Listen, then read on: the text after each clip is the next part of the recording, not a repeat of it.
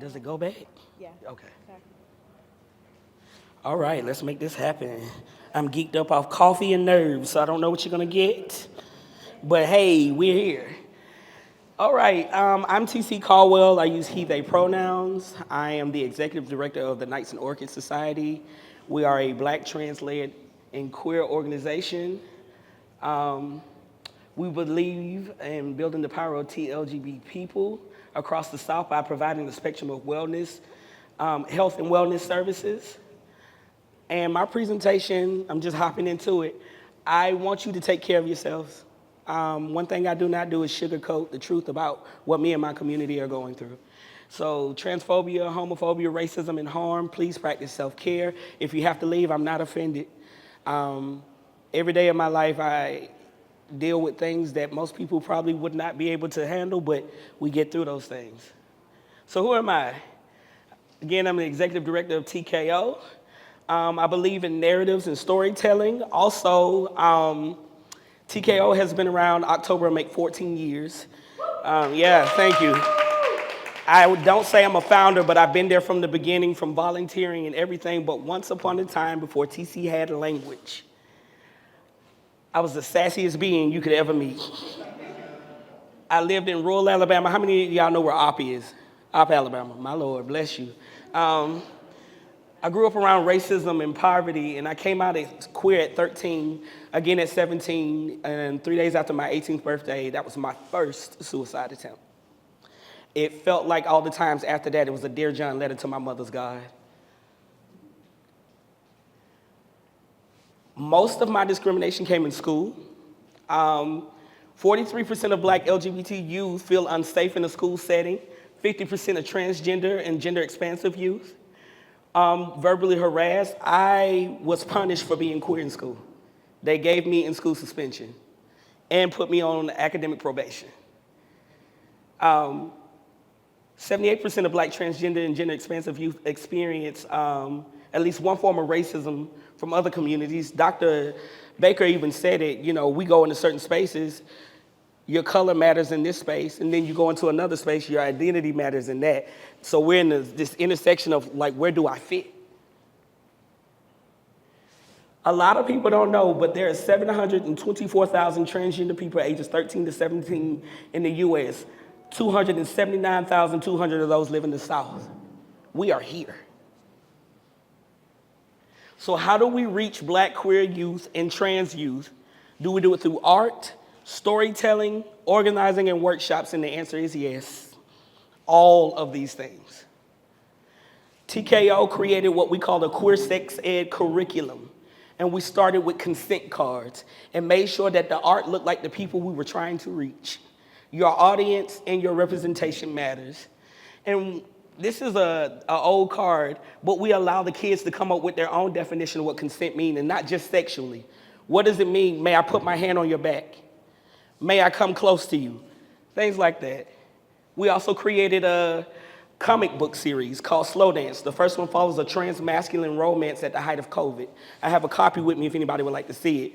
But we try to give these to freshmen and people who are having sex. Whether we want to admit it or not, our kids are having sex. And it's our job to make sure that they're having safe sex, because they're going to do it without us. So how do we build our people up to see that their existence and power are critical to the movement when society says otherwise? In the wake of hate legislation, we partnered with ACLU of Alabama, and we created what we call Black Black Trans Futures. This was our first class. It was a paid initiative where we train people not only how to go to the State House, but also how to organize in their own communities. You may see some familiar faces. A lot of these kids I got to watch grow up. And Miss Major, may she rest in peace, was an amazing ally to us in training us. But my favorite here in the middle is Bronzy DeMarco. Let me back up. Bronzy has been doing drag for over 50 years. Bronzy just started having language a few years ago for their identity. The power of making our work intergenerational is important. But also, it's not enough. How do we archive our stories and make sure that everybody's included? We work with Invisible History Project. Megan, as I love to hear her say her name, and Josh helped us not only capture stories, but one of the most important stories that we were able to capture was our coworker and family member, Katoria Banks. We'll celebrate a year of her passing from a hate crime. Imagine if the narrative had been misgendering her, calling her outside of her name, she wouldn't have been recognized in this space now. But because of narrative change, because of my coworkers, because of the people who stand up for us, she was able to not only leave this world the way she wanted to, but she had the most beautiful funeral I've ever seen. And she got to use her pronouns. But that's not enough. So we created what we call Black Queer Visionary Summit. And that, my guys, my people, was life-changing for me. How much time I got? 9 minutes. 9 minutes. Hell yeah, okay. Cam, Dr. Joshua Baker, Zuriel Hooks, and myself were the planning committee for a summit that not only brought Black, queer, and trans people together, but it created a safe space. I'm not saying we didn't run into problems, because we had problems with the bathroom. And I don't know about you, but I'm gonna start showing people just how much of an issue they're gonna have with bathrooms if we keep having the same conversation. It should not matter where we go. Just use the bathroom, right? But we did run into that, and we did face some problems. Photography by Tasha Gaines, who's in the building. We did an opening fireside chat. We had drag shows. We did illustration. Tiwan is an amazing illustrator who did real-time note-taking in illustration form. It was beautiful, and we got to capture our people. And we also had a spiritual talk.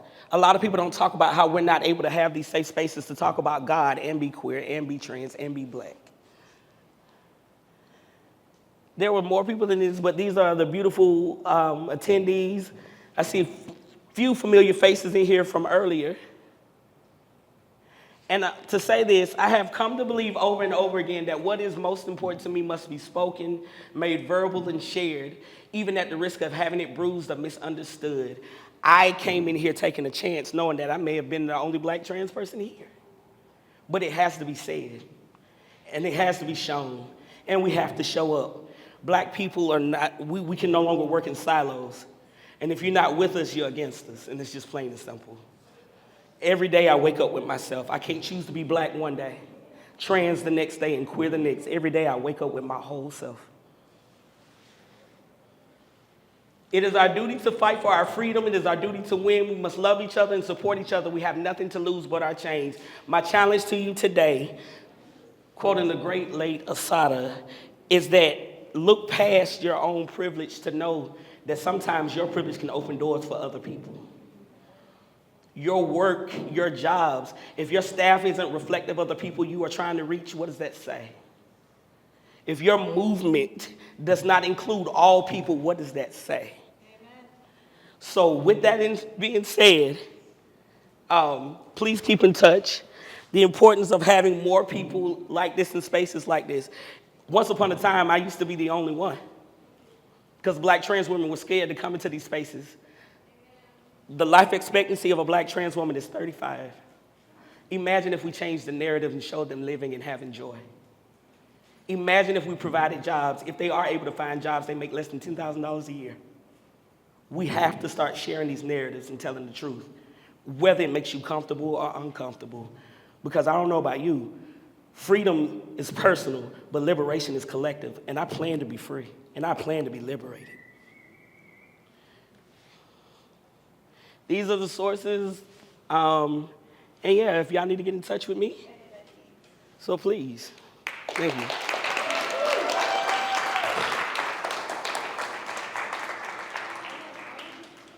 Don't go yet, in case folks have questions. Okay. So we've been talking about having more events throughout the year to be more touch points. But let's touch on collaboration. Definitely. Let's talk about bringing some of the funders who are comfortable funding this space into a Black trans space. Let me share some of this privilege that I got. Come on with it. Let's make it happen. Who's in for October this year? You running October this year? We would love to do something in Who's October in for this year. October this year for, what was the summit? Black Queer Visionary Summit. Black Queer Visionary Summit. Let's hear it louder if you're in on October Black Queer Summit. Visionary Summit. All right. So get out your phones, send TK an email. Just say I'm in. Just the subject line. It just has to be the subject line. I'm in. Now you have a mailing list of volunteers, supporters, folks that can go out and hustle for money. All right? That makes me very, very happy. Hell yeah. Hell yeah. Hell yeah. Okay, what questions do you have? What questions?